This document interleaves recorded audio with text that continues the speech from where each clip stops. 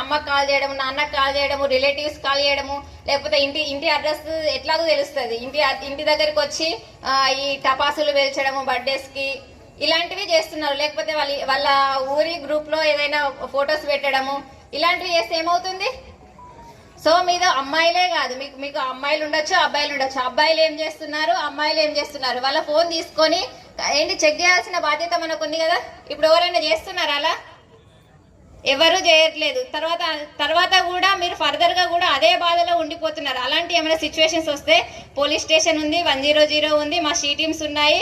తప్పకుండా మీకు అలాంటి సిచ్యువేషన్స్ వస్తే మా దగ్గరికి కంప్లైంట్ చేయండి. అదేవిధంగా ఈ గ్రామాలలో ఎక్కువగా మూఢనమ్మకాలు, ఈ బాల్య వివాహాలు అనేటివి ఎక్కువ జరుగుతాయి.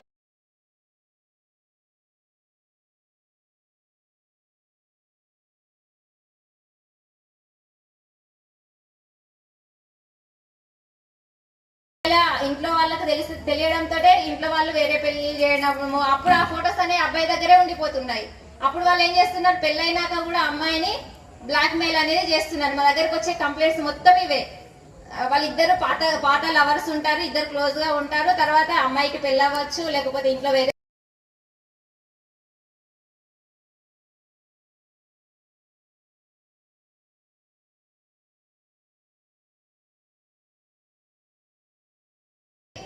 మీరు అలా పోలీసుని గడప దొక్కడం అలాంటివి నేను చాలా వింటున్నాను. సో అదొకటి, ఆ ఫీలింగ్ అనేది మీరు మీ దాంట్లో పోవడానికి మేము మా తరపు నుంచి ఏ విధంగానైనా మీకు పోలీస్ స్టేషన్లోకి వెళ్ళడం ఏమైనా ఇబ్బంది అనిపిస్తుందా? లేదు కదా. మిమ్మల్ని ఏమైనా కష్టపెడుతున్నారా? ఈ వెహికల్ చెకింగ్ అవ్వచ్చు, ఏదైనా కూడా మీకోసమే చేస్తున్నాం కదా. ఫర్ ఎగ్జాంపుల్ ఒక యాక్సిడెంట్ అయింది. యాక్సిడెంట్ అయితే వాళ్ళ కుటుంబం మొత్తం కూడా రోడ్ మీద పడుతుంది, అవునా?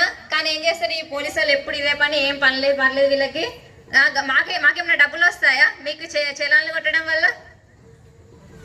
ఏం రాదు. జస్ట్ చలాన్లు కొట్టడం వల్ల భయం ఉంటుంది. హెల్మెట్ పెట్టుకుంటారు, ఇన్సూరెన్స్ కట్టుకుంటారు. మాకు ఏదైనా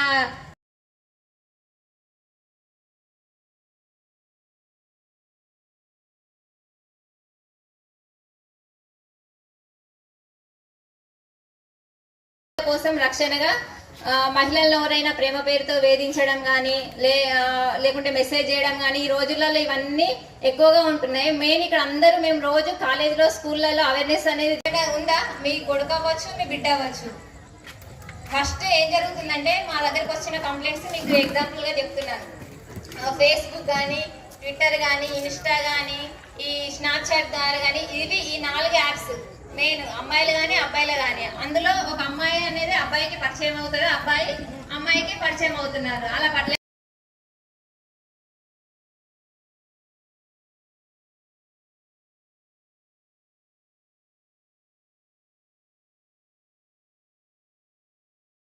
చేసి సోషల్ మీడియాలో పెడితే మన సూసైడ్ దాకా కూడా ఆ అమ్మాయి అనేది వెళ్తుంది. వాళ్ళు కొంతమంది ఏం చేస్తున్నారు, అమ్మాయి నిజమా అబద్ధమా తెలియకుండా అనేది ఆ మార్పింగ్ అనేవి ఇప్పుడు యాప్స్ అనేవి వస్తున్నాయి.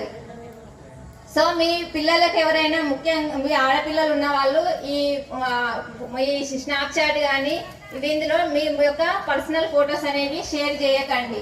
మీ యొక్క ఫొటోస్ అనేవి ఎప్పుడున్నా కూడా అవి ఏమైనా జరగచ్చు. అలాగే ఇంతవరకు ఏదైనా ప్రేమ అవన్నీ కూడా ఏమైనా ఉంటే మీరు అందరు సెటిల్ అయ్యాక ఆ ప్రేమ అనేది పెళ్లి తర్వాత పెళ్లి కోసం ఆలోచించండి. అంతేగాని ఒకరికొకరు ఫొటోస్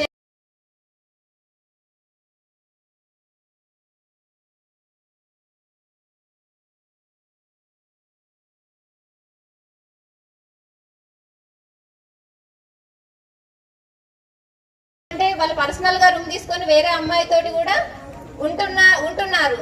చాలా కంప్లైంట్స్ కూడా మనకు వస్తున్నాయి. మీరు ఒకవేళ మీ పిల్లలు అలా ఎలా దూరంగా వెళ్ళి చదువుకున్నట్లయితే ఒకసారి వెళ్ళి చూడండి, వాళ్ళు ఎలా ఉంటున్నారు, ఎవరితోటి ఉంటున్నారు, ఏముంది అని ఒకసారి వెళ్ళి చూడండి. వర్క్ చేసే వాళ్ళు కూడా ఉంటున్నారు. సో అందరికీ మీ పిల్లల యొక్క స్మార్ట్ ఫోన్స్ అవన్నీ వాడితే కూడా దాన్ని మేము ఇప్పుడు చెప్పిన విషయం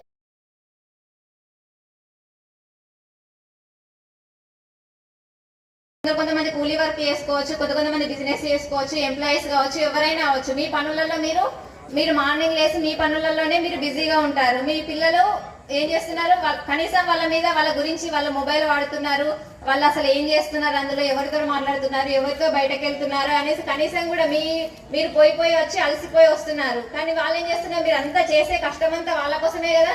కానీ వాళ్ళ కోసం కనీసం డైలీ ఒక 5 నిమిషాలు వాళ్ళు ఏం చేస్తున్నారు, చదువుకుంటున్నారా లేదా, వాళ్ళు ఎక్కడికి వెళ్ళి వస్తున్నారు అనేది తల్లిదండ్రులు తప్పకుండా వాళ్ళపైన నిఘా ఉంచాలి.